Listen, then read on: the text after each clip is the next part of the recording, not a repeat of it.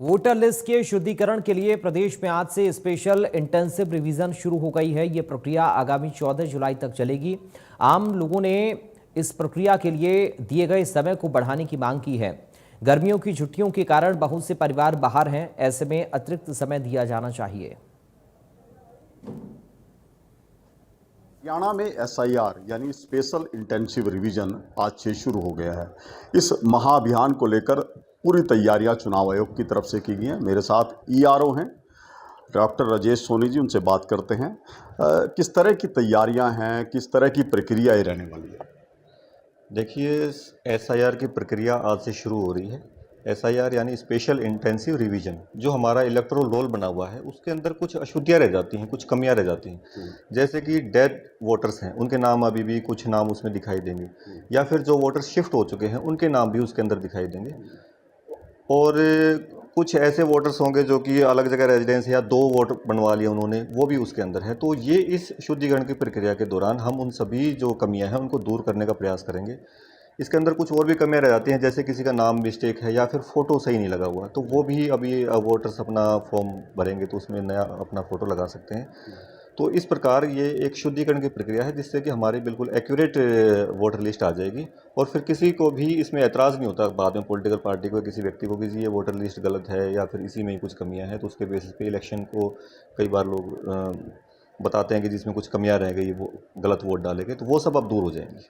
तो जिस तरह से आपने कहा कि पॉलिटिकल पार्टीज़ की तरफ से कोई शिकायत ना हो, तो अब इस एसआईआर प्रक्रिया में जो पॉलिटिकल पार्टीज़ के BLO 1 या BLO 2 हैं, उनकी क्या भूमिका रहने वाली, उनको किस तरह से जोड़ा गया है? जी, पॉलिटिकल पार्टी, सभी पॉलिटिकल पार्टीज़ को हमने जोड़ा है। सभी पॉलिटिकल पार्टी के साथ हमारी मीटिंग भी हो चुकी है और उनको टाइम भी दिया हुआ है। हर मंगलवार को वो 11 बजे आकर के जो भी उनको शिकायत या सुझाव जो भी हो सकते हैं, वो यहाँ पर जमा करवा सकते हैं, बता सकते हैं और उन पे वृहद डिस्कशन भी होता है।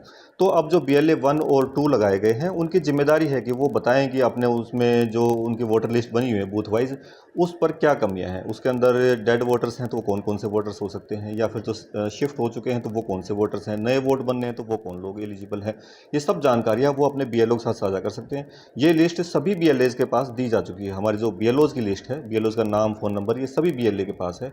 तो वो आपस में कॉन्टैक्ट करके और इस तरह की सूचना आपस में आदान प्रदान करवा करके और ये पूरी लिस्ट एक शुद्ध लिस्ट बनवा सकते हैं।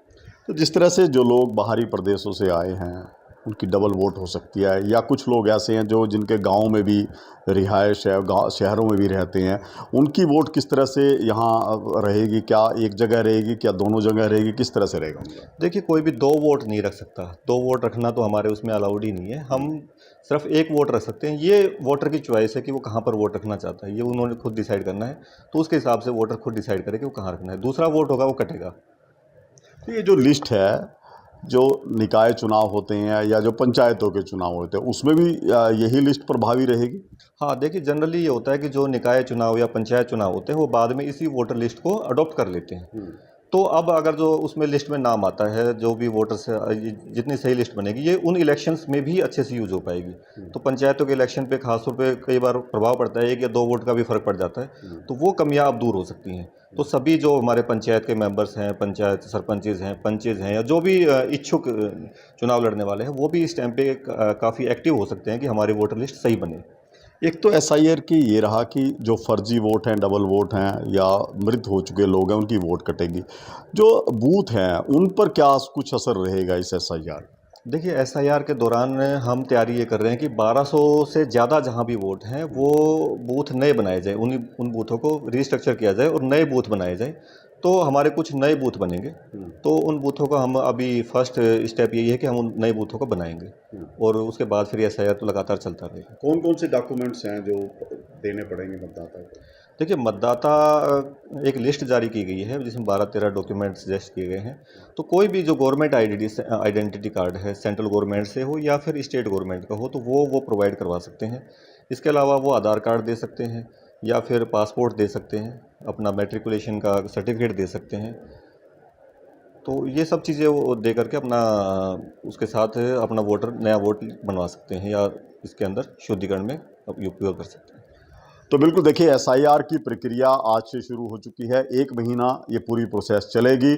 जो भी मतदाता या जिनकी डबल वोट है, फर्जी वोट है या वो मर चुके हैं, उनकी वोट हटाई जाएगी। इसके साथ साथ एसआई प्रक्रिया में एक बड़ा बदलाव ये भी किया जाएगा कि बूथों की संख्या बढ़ाई जा सकती है। जिस भी बूथ पर वोटर की संख्या ज़्यादा होगी तो वहाँ पर एडिशनल बूथ बनाया जा सकता है, वो भी इसी प्रक्रिया के दौरान रहेगा।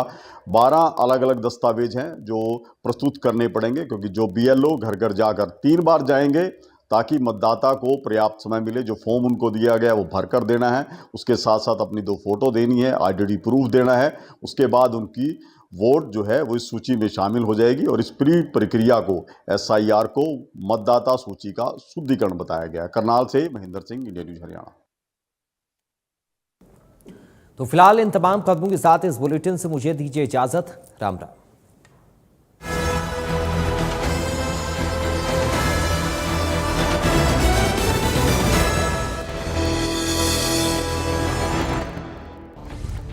जब समस्याओं का लगा हो अंबार,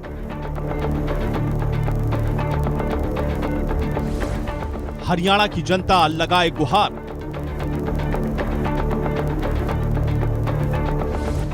जब समाधान वाले हो जाएं मौन,